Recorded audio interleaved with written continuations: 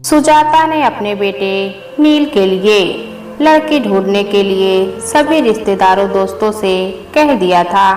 उसे एक बहुत अच्छी लड़की की तलाश थी। वह अपने पति राघव से इसी बात की चर्चा करती कि जब दुल्हन इस घर में आएगी तो घर कितना खुशहाल हो जाएगा। चांद सा टुकड़ा लाऊंगी अपने राजकुमार के लिए। नील से भी बार बार पूछती कि लड़की तुझे कैसी चाहिए, पर नील हंसकर टाल देता था। क्या मम्मी अभी कहाँ, मुझे बहुत कुछ करना है। उम्मीद नहीं थी कि नील फोन पर अपनी पसंद की लड़की को चुनकर उसके सामने रिश्ते का प्रस्ताव ले आएगा। सुजाता के लिए एक बहुत बड़ा धक्का था।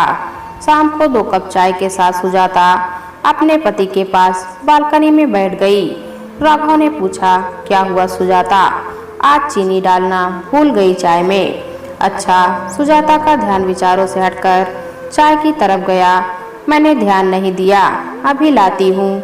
सुजाता चाय के लिए चीनी लेकर आई और चम्मच से कप में घुमाकर मिलाती जा रही थी। पता नहीं कैसी होगी नील की पसंद, हमसे घुलेगी मिलेगी कि नहीं। मन ही मन उधेड़-बुन में लगी थी। राघव ने कहा, बड़ी चुप चुप हो, क्या बात है। नहीं, ऐसा कुछ नहीं है। आज सुबह नील का फोन आया था। उसने बताया कि माँ, आपको लड़की देखने की जरूरत नहीं है, मैंने लड़की पसंद कर ली है। सुजाता के पति को जब उसने नील से हुई बातचीत के बारे में बताया तो वो पूछने लगे कि अच्छा है, कौन है लड़की, कहाँ से है, क्या करती है, कुछ पूछा नहीं तुमने।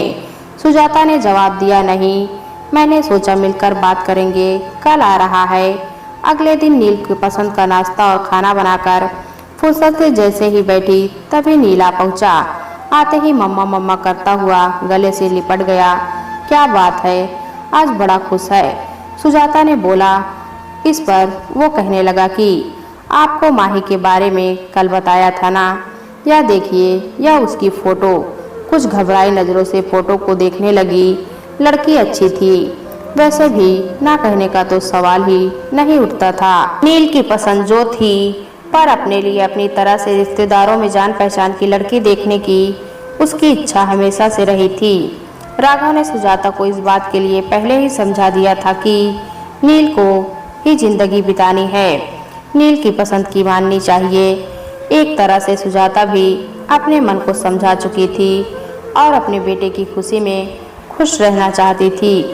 कैसी है मम्मा, नील ने उत्सुकता से पूछा। प्यारी है, कहाँ रहती है, क्या करती है, सुजाता ने जवाब देते हुए उससे कई सवाल पर कर डाले। माँ, मेरी कंपनी के पास एक कंपनी है, उसमें जॉब करती है। उसके घर में उसके मम्मी पापा और एक छोटा भाई है। आपसे मिलवाना चाहता हूँ, अपनों के लिए सबसे अच्छे उपहार। नहीं बेटा, तुमने पसंद कर ली है तो हमने पसंद कर ली, उसके पापा ने कहा। उसके मम्मी पापा बात कर ले, फिर इस रिश्ते को आगे बढ़ाएंगे। नील ये सुनकर बहुत खुश हुआ और माही के मम्मी पापा का नंबर तुरंत अपने मम्मी पापा का दे दिया। कुछ दिन बाद दोनों का रिश्ता पक्का कर दिया। माही सांवले रंग रूप की थी, हाँ, आंखें जरूर बड़ी थी, लेकिन उसे देखकर सुजाता को लगा कि मैं तो इससे अच्छी ढूंढ कर लाती। गोरी चिट्ठी पर मन महसूस कर रह गई। सगाई धूमधाम से हुई, शादी भी हो गई, पर सुजाता को चिंता थी कि कोई मेहमान बहू के सांवले रंग पर ना कुछ बोल दे। लेकिन उसने देखा माही के चेहरे पर एक मुस्कान रहती थी। दुल्हन थी माही, पर फिर भी सबका ध्यान रखती थी। आपने पानी लिया, कुछ खाया, सब रिश्तेदार तारीफ करते नहीं थक रहे थे, पर माही ज्यादा बोलती रही थी। शायद उसकी आदत ऐसी ही थी, कम बोलना। सुजाता को माही से ज्यादा बातें करने का समय नहीं मिला। पहले मेहमान रहे, फिर वह हनीमून पर चले गए। वहां से लौटे तो दोनों की छुट्टियां खत्म हो चुकी थी और दोनों दिल्ली लौट गए। नील ने 2 कमरों का एक मकान किराए पर लिया हुआ था। माही और वह दोनों साथ ही निकलते थे। दोनों की कंपनी पास पास थी। फोन पर थोड़ी बहुत बात हो जाती थी, क्योंकि सुजाता को हमेशा राघव से माही की ही बात करनी होती थी। वह हमेशा कहती, माही शायद हमें पसंद नहीं करती, सुजाता को शिकायत होती थी कि वे दोनों घर नहीं आते। इस पर उसके पति राघव उसे समझा देते कि उनको छुट्टी नहीं मिल रही होगी। अभी शादी पर तो ली थी कितनी सारी छुट्टी, पर सुजाता के मन में एक डर था। बिना जान पहचान की शादी हुई है। माही के कम बोलने की आदत की वजह से सुजाता और माही शादी होने के बावजूद भी एक दूसरे को ज़्यादा करीब से नहीं जान पाए थे। एक दिन नील ने फ़ोन किया और कहा, आप और पापा कुछ दिन के लिए आ जाओ, हम दोनों को छुट्टी नहीं मिल रही है, लेकिन आप लोग यहाँ आ जाइए, साथ मिलकर रहेंगे। सुजाता ने बहुत आनाकानी करते हुए मना किया, नहीं अभी नहीं फिर कभी। लेकिन नील मानने को तैयार ही नहीं था। अच्छा तेरे पापा से पूछकर बताऊंगी। राघव के हाँ कहने पर सुजाता की खुशी बढ़ गई और उसने एक लिस्ट तैयार कर ली कि क्या क्या राघव के साथ वह बाजार से जाकर नील की पसंद का लेगी। माही की भी खाने पीने की पसंद उसे पता चल चुकी थी, इसलिए उसने लड्डू, पंजीरी और घर का भी काफी सामान बना लिया था और बाजार से भी उसके लिए शर्ट और सूट खरीद लाई थी। आखिर पहली बार बेटे और बहू के पास रहने जा रही थी। राघव और सुजाता टैक्सी करके दिल्ली पहुंच गए। सुजाता सोचने लगी, माही ऑफिस होगी, छुट्टी तो ली नहीं होगी। दरवाजे पर ताला नहीं था। सुजाता को अच्छा महसूस हुआ। डोरबेल बजाते ही माही ने पैर छुए और नाश्ता और चाय लेकर आई। माही ने कहा कि आप नहा धोकर कपड़े बदल लीजिए, मैं थोड़ी देर में खाना लाती हूँ। सामने नया टॉवल रख दिया। ये देखकर राघव मुस्कुराए। थोड़ी टेढ़ी नज़र से सुजाता थोड़ी सी मुस्कुराहट के साथ नजरें नीची करके नाश्ता करने लगी। देखा बहू कितनी समझदार है। राघव के ये कहने पर सुजाता कुछ नहीं बोली। कहती भी क्या, शाम को जब नील आया तो सब खुशी से मिले। सुजाता सामान दिखाने लग गई। सब खुश थे। नील, सुजाता और राघव बातें कर रहे थे। माही अपने इधर उधर के काम समेटने में लगी थी। बस एक छोटी सी मुस्कुराहट लिए रात का खाना बाहर से ही ऑर्डर कर दिया था। सबने मिलकर खाना खाया। खा पीकर सब सोने चले गए। माही ने 2 चादर, एक जग में पानी और गिलास सब रख दिया था। सुजाता को मन ही मन खुशी हो रही थी। जैसा उसने सोचा था माही वैसी ही थी, घर को घर समझने वाली। अगले दिन ऑफिस था। नील बताता था कि दोनों कॉर्न फ्लैश खाकर जाते थे। सुजाता ने सोचा उन्हें कंपनी में मिल जाता होगा खाना, इसलिए कुछ ज़्यादा खाकर नहीं जाते। उसने सोचा क्यों ना मैं अपने राघव के लिए कुछ बना लूँ। तभी माही की आवाज़ से उसका ध्यान टूटा। माँ, नाश्ता रेडीमेड है, ढोकला नील ने बाजार से ला दिया था। सुजाता ने देखा माही नया सूट पहनकर तैयार थी। ये वो सूट था जो सुजाता लाई थी। माही ने आगे बोला, खाना बना दिया है, खा लीजिएगा। अपने दिए सूट में माही को देखकर सुजाता को खुशी महसूस हुई कि माही ने दिए का मान रखा। सुंदर लग रही हो माही, सुजाता ने धीरे से कहा और तुरंत बात पलट दी।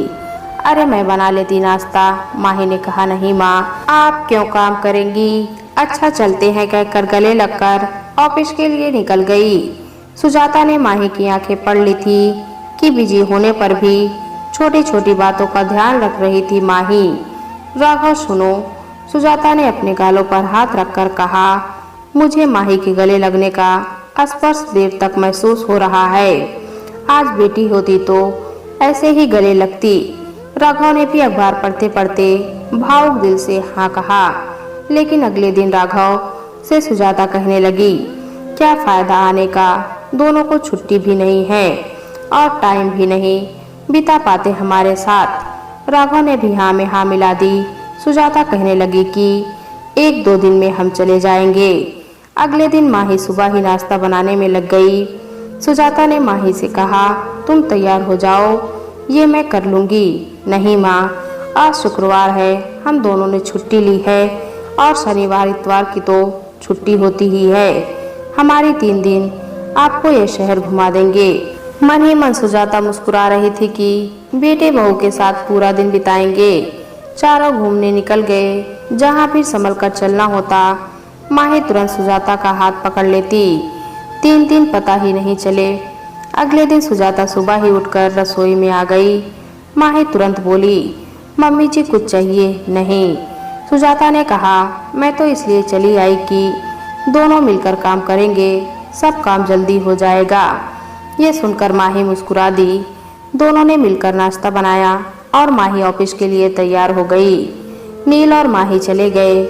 सुजाता राघव से माही की तारीफ किए जा रही थी और राघव मुस्कुरा रहे थे। तुम वही हो जो माही के लिए इतना डरी बैठी थी। सुजाता धीरे से मुस्कुरा दी थी। शाम को नील और माही ऑफिस से आए। खाना खाते समय राघव ने कहा, नील हम कल जाने की सोच रहे हैं। नील ने कहा, अभी तो कुछ और दिन, अभी तो खूब मन लग रहा है। आप अकेला तो महसूस नहीं कर रहे? नहीं नील बेटा, तुम्हारी मम्मी साथ है ना, तो दिन आराम से कट जाता है। कभी टीवी देख लेते हैं और कभी अखबार पढ़ लेते हैं। ऐसे में समय का पता नहीं चलता। नील ने कहा, तो फिर क्यों जाना है? खाना खाने के बाद बर्तन समेटकर माही कमरे में आकर बोली, मम्मी जी शाम को ऑफिस से आकर बहुत अकेलापन लगेगा। आप दोनों के आने से रौनक हो गई है। थोड़े दिन और रुक जाइए, या मैं तो कहती हूँ कि आप हमारे साथ ही रहिए। वैसे भी अब पापा जी रिटायर हो गए हैं, कोई काम नहीं है।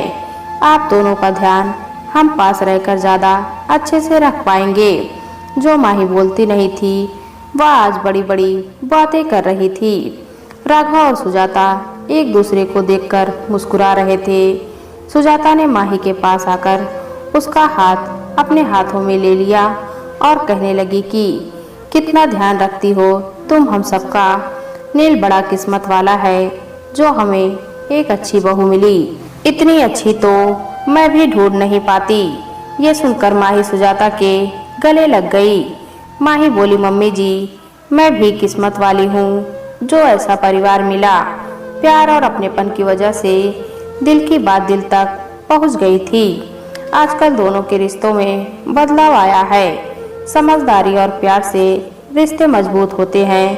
दोस्तों कहानी अच्छी लगी तो कमेंट में बताएं। चैनल पर नए हैं तो एक लाइक और सब्सक्राइब जरूर करें।